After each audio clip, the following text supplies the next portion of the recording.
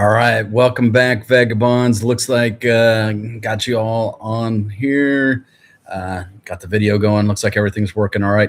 So just doing my weekly update here on Sunday. It's 10 o'clock. Uh, Running time here in Portugal should be 5 p.m. Eastern. Out in the US of A. Anyway, as I do every week, just kind of want to do a little bit of a check-in, make sure that you all know that I'm still alive by going live. So yeah, so this is the perfect time for you to just ask me any questions that you have here on about Portugal. If you're new to this stream, I welcome you. I'm glad that you're here. If you're thinking about moving to Portugal, it's good to try to make connections with other people in order to find their experiences to see what you need to do in order to come to Portugal. I mean, some people here might be interested in expat life, making a permanent move to Portugal, or some of you might just be want to come to Portugal just to find out what there is to see in Portugal, what's interesting, what are the type of things that people like in Portugal. So this is kind of your place to kind of check in, try to find out information. I am more than willing to provide any details that I can provide for you all. And if I don't have the exact answers, I'll be happy to find out more about a certain subject and provide those questions for you. So let me see.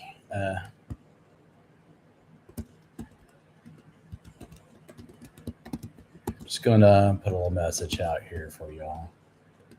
But yeah, just go ahead and use the chat feature and ask any questions. Typically, how I start off the conversation in order to spark some communication is to either share about my day or share about my week, and some of the things that I do, like, might spark an interest that you're like, oh, tell me a little bit more about that. Today I'll start with today because it's a good starting point. We had temperatures of 100 degrees in Coimbra, so knowing that, we decided to get out of Dodge. So we ended up going to Figueira da Foz to kind of beat the heat. It's only about an hour away via train. So we just popped on the train, which is a few blocks away, and went over there to cool off. And we were thinking it was going to be temperatures in the 70s, but it is a little bit warmer. But it was like in the 80s. So it was kind of nice because there was a little bit of a breeze. Here it was a little more humid and a little bit stagnant air, so it was a little stuffy coming back to Coimbra. But we met up with a friend that I had met on the kayak trip. That if you hadn't watched that video, that I put that out on Wednesday. But yet met up with him. So it was kind of cool. It's not somebody that I really have gotten to hang out with because he lives in Figueira da Foz, and kind of touch base and walk around Fig with him and kind of, just chit chat. So that's kind of the neat experience of being here, is just meeting other people that have similar minds as I do. And, just they're in a different town and I'm in a different town, just getting some coffee and walking around just to kind of experience things.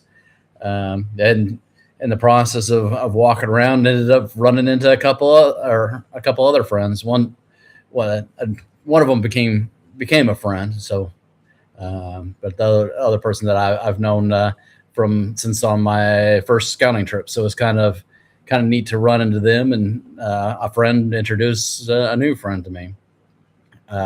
So just really enjoying to be able to do some networking with other people, and just having a late lunch with them, and enjoying the sun and the breeze and the cooler temperatures. And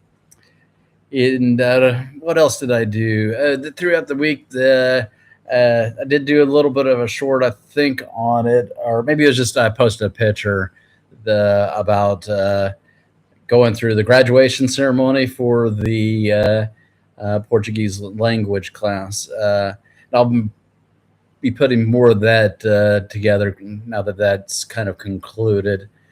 But yeah, like got a little bit of a little certification. I guess it's a little bit bigger than that. It's about that big. That showed that I graduated from the A1 class, and that I'll be able to go to A2 this fall. So that's going to be another experience that we'll see how that takes. Because this was an intensive class that I took, and during the fall semester, it'll be a full long 3 month, I think, yeah, about 3 month class. So it'll be a little bit different, but I'm sure it'll be a little bit similar. There'll also be a lot more students at the university, so the culture there might be a little bit different, and it might be something fun to experience. Hopefully, get to do some networking up there, and never know who you're going to run into. So it's kind of cool. But yeah, so like graduated from that, and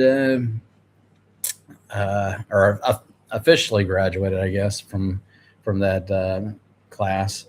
And yeah, so that's kind of what I've done. If you have any questions, drop them in the comment section, and I'll answer them for you. What else? No, I'll just talk about a conversation that I had here, and I've touched on it in the past on other live videos about safety, and some of the other just other videos that I've done about safety in Portugal. And for me, like I see things through my eyes as Portugal being extremely safe, and it's one thing for me to say, yeah, it's safe, da da da da da. But sometimes, just through having conversations, it's important to have a different perspective and ask questions of other people about their perspectives. And it constantly, like other women that I've spoken to, have conveyed to me about how safe that they feel in Portugal, especially in Coimbra and the smaller towns.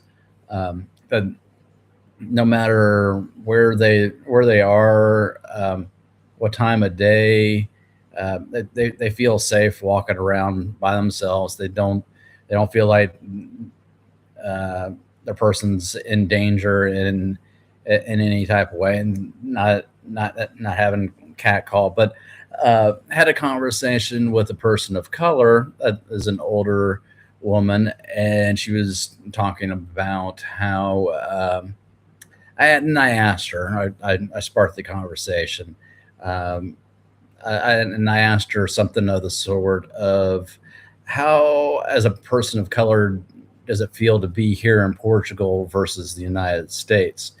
And I know it's kind of a loaded question, but I was wanting an honest answer too.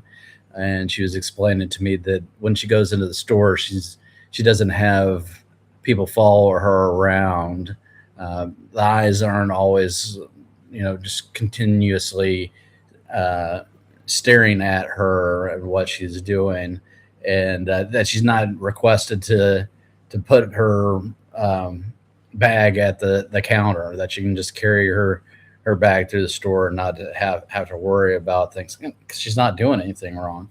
But just those type of things. Then walking around town, not feeling like there's any threats to her person either from a racial perspective.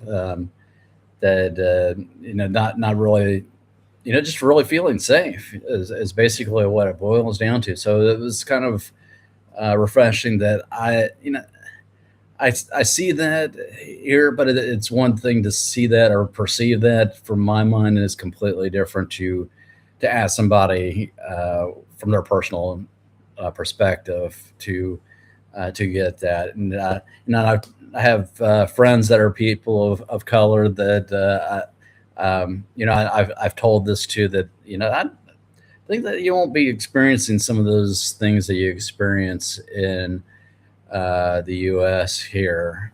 So it's kind of nice to have that confirmed. So it's something that figured that it might relay over to you all. Um, and the other thing is because I kind of, it's one another aspect of um, what I mentioned about her, that she's an older lady, um, and safety. And one of the unique experiences that I think that she's had that I haven't gotten to see, is that she's also single and older. So like, and I think it goes really into the culture of the Portuguese people. Is they think that she's has a deceased husband, so she's being single and everything. So like, people would bring her food when she's developing these relationships to her, just thinking, well, she doesn't have the things that she needs. And so it's kind of nice to hear stories of like, if people think that you might need something, that they're going to try to provide it for you. And there's a different level of security and safety and knowing that, so it's just, that's an interesting thing that I figured that I'd share with you all from listening to somebody. uh, so yeah, so since I went to the beach, like whenever you're by the beach, there seafood nearby, since there's plenty of fish in the sea, as they say. So I went to a restaurant that is on the boardwalk. The first time that I went to Figure de Fons, back in the fall, I went there, and went there again today and took my wife there and had some seafood. We had some dorado, which is in Portuguese is translates to gold. So this is a goldfish that I ate, but it's not a goldfish. So it's kind of similar to a bass, I would say. It's a smaller fish. It's about yay big, and yeah, it was pretty tasty. It was cut in half and then just grilled really well, and broke apart really really well. The thing is, fish here in Portugal is a little bit different than what we're accustomed to in the U.S. Where we are um, trained to not have bones in the fish. So one of the things to really learn when eating fish around here is how to um, pull the meat away from the bones. And I still haven't perfected that. But yeah, this fish was it was really really good. It's probably one of the best fishes, or however you want to put it. It's fish is even a word. One of the fish dishes that I've had around here. I won't say it's the best, but it definitely is really good. Um, and it's nothing super special. Just a little bit of salt and a little bit of olive oil, and voila, it's it's something that is super easy. It also had a salad on the side with a little bit of vinaigrette and potatoes, and then we had a dessert with a coffee. Had a nice chocolate cake, and like the cake is it's more like a tort, and like with a chocolate mousse icing on it, and it was pretty tasty. Yeah, and my friends that we were having late lunch with, they had a carrot cake, and that was unique to what I've had in the past. It usually, like, I'm used to the you know, cream cheese icing on top, which is delicious, plenty of sugar. But this had like just a light coat of chocolate icing on top of it, so it was pretty tasty. Um, yeah, and yeah, like with my chocolate cake, had a coffee, so like I quite enjoyed the coffee with the desserts here. It's no cream whenever I have dessert, because what the bitterness of the coffee really complements the sugar and sweetness of the cakes and everything. But yeah, not not hearing a whole lot here today, so I'm not sure how long we will go. Maybe go 30 minutes if we don't get many questions. We uh, we've had a pretty good day. You know, we we go out and expect something to happen, and you know we were gonna go walk all the way across Figure de France and go all the way over to the opposite peninsula where there's another lighthouse, but we didn't go over there because we got sidetracked by meeting other friends. So it was a pleasant surprise to have that experience. Um, so what's the future have coming up? So like I think tomorrow, like I'm gonna be meeting up with some friends that I'd met back in the fall. I'm really excited about meeting them. They are a fun couple, and they're gonna bring their dog, so it's kind of nice to have a pet to hang out with. And I am going to. I think I'm going to try to put together the my opinions about an intensive course at the University of Coimbra, specifically the Portuguese class. I think that people that are considering a class, that would be something that's beneficial to them. But you also have to. There's other things about it that are probably negative. So it's something that they kind of have to see if it is a good fit for you.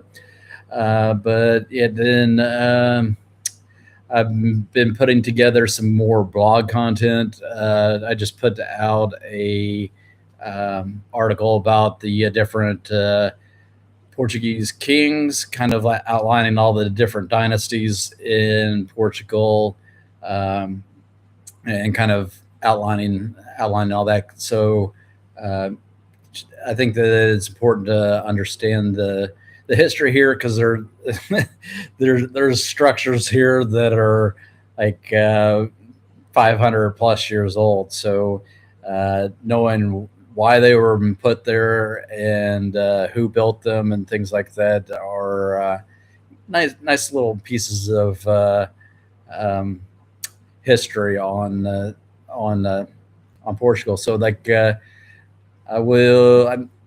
I just put that out. Like I don't think that the next one I'm going to do is on the Portuguese King Sancho I, which is Alfonso I's son. and he's buried here in Coimbra at the Santa Cruz church, Iglesia Santa Cruz. So like I'll probably have that as content coming out. But yet, like if you have any questions, I see people are coming in here. If you have any questions, feel free to drop them into the comment section. Anything that you want to know about Portugal or living abroad, would be more than welcome to answering questions that you might have. Um, but yet, like people also kind of question how do I live here in Portugal? Do I work? And yes, I do work. I contract out with other people that are doing things similar but different niches. So like I help write content and promote their businesses and improve their SEO for their content. So that's some of the stuff that I'm doing. I do write a lot of content on software as a service. I do have an IT background, so those are the um, some of the things that I'm trying to monetize for myself in order to live the lifestyle that I want. And the last live video I had discussed about something exciting going on in the background. There's some stuff that I said that I wasn't going to do, but I I had done, but haven't yet decided to put that content out. So maybe here in the next couple weeks, I'll put it out. Some of the stuff has been finalized, but I kind of want to get the rest of my ducks in a row before I put this content out, just in case something were to change in that. I don't want to say, "Hey, this happened," da da da da, and then be like, "Oops, the ball dropped on that somehow." But we have our SEF appointment coming up. That's another thing that will be happening here in the next month. So I know I need to get out content about the D7 visa, and then after I do that, I'll have to discuss about the experiences with SEF and how that works. And yeah, so that'll be really exciting. And then after my SEF appointment, I'm thinking about doing the Camino de Santiago. So, and it's the Portuguese path, not the long one from France to Compostela. But I'll probably start out at Porto, and then go up through Valencia, Spain, and all through there. So that's something that I plan on doing, and I'll probably now will be recording videos from that, but I might do more shorts on that maybe, or just I don't know, try to figure it out. So like, there are any like suggestions that you have about walking the way? You can ask me about that, or like if there's something that you want to know in regards to that, let me know, and I'll try to highlight it. But hopefully, like be exploring some other places in Portugal and doing maybe a little bit of highlights of these areas. Because we had to go to Garda and hopefully go to like places like Braga, Guimarães, and some other smaller towns. But we don't own a vehicle. We do all our walking and all our transportations either by bus or train. So trying to live that type of lifestyle of being in a walkable environment. And so far, like past 2 months, it's been a quite enriching experience. But yeah, I guess next week it'll be 3 months. Wow, time flies by. Anyway, As I said earlier, just if you have any questions, drop them in the comments section. Don't be shy. Um, Love to hear your questions. If you're just here to see my pretty face, I'm glad that you're here. Uh, anyway, what else? Hmm. It just seems like time just flies by here. Um, yeah, it's the I guess with the Cepha stuff, that's something else that we did, and I'll probably highlight this on D7 with the banking. So the when I came here on my scouting trip back in September of last year, and I came here alone. Wife was dealing with a hip injury that needed to have her hip replaced. So a lot of the stuff was on just me. So I was able to get a bank account, which is part of the D7 process. But and part of the self appointment, we had to we have to get her on the bank account. So was able to do that this week. It's an ordeal. It was an ordeal when I got the bank account. Um, just trying to coordinate with a specific teller there that speaks English well and able to navigate their banking system. So we were able to get her everything that she needed in order to get us uh, both on the same bank account. So that was another check mark of things to get completed for our SEF appointment. Like we have an international health or travel insurance plan that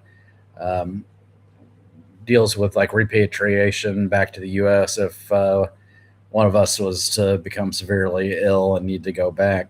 But we also need to get health insurance, private health insurance here in the Portuguese system. So that's something that that's a other thing that we need to get for our SEF appointment. But yeah. Um,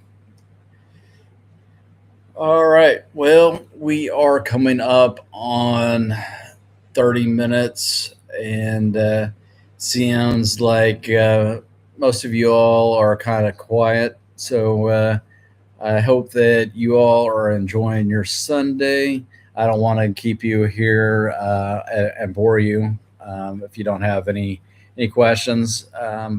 But yet, I am alive. I'm doing well, and life is pretty good. Um, but yeah, I'll stick around here just for like a couple more minutes, just in case like somebody else pops in and says, "Hey, what about this?" And the thing is even if I'm not online or this live stream's not pumping like right now, you can always come into the comments section and just put a question in there, and I'll try to answer it to the best of my ability on the in the chat. And if it's something that I can't answer, be a great question to answer in another video. So no questions stupid, and if it's the right question, it might be something that I'm able to use as a video. So I do appreciate your questions. It this is our channel, so like I'm just here to bring you any valuable information that you can use. Oh yeah, that's the other thing. Like on our channels, we're making some milestones that are great. I haven't been doing this full time, but I'm starting to gain some traction. I am um, one person away from 200 subscribers, which is pretty nice. It's not the final goal, but it's kind of nice to celebrate these small goals as they come. So hopefully here in the next week, I'll gain another subscriber so I can get to that threshold of becoming a monetized channel, which is kind of the ultimate goal for the channel. It's like kind of get some revenue in here so I can do some more interesting things along the line. You know, got some great content that I've already produced, and there's more that's going to be in line, and the more interaction that I have with y'all, the better this content's going to be. All right. Well, I'm going to go ahead and close it up. Love you all. I hope that you all had a great weekend. I had a wonderful weekend, and until then, Atypical.